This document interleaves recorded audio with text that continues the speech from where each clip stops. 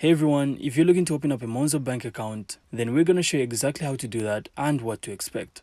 So first, grab your phone and download the Monzo bank app from the App Store or Google Play Store. So once it's installed, you then have to open the app and you'll then be able to see two options.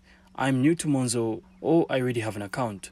So since we're registering, you then have to select I'm new to Monzo. Next, Monzo will then ask for your email address. So simply enter it and they will then send you a magic link. So this is going to help them verify your email. So simply check your inbox and click on the link to verify it.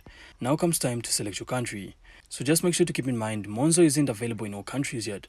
But once you've selected an eligible country, you then have to proceed to the next stage. So here you then have to fill in your name, date of birth and address.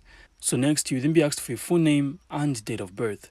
They're also going to ask for your address later on and your phone number, which Monzo will then use to link your account to your device. And as you go through, they're also going to ask for your ID verification. So you'll typically need a passport, driver's license or government issued ID, plus a quick selfie for security. And once that's done, your Monzo account will then be ready. So you'll then be able to manage your money, track spending and even get your debit card delivered straight to your door.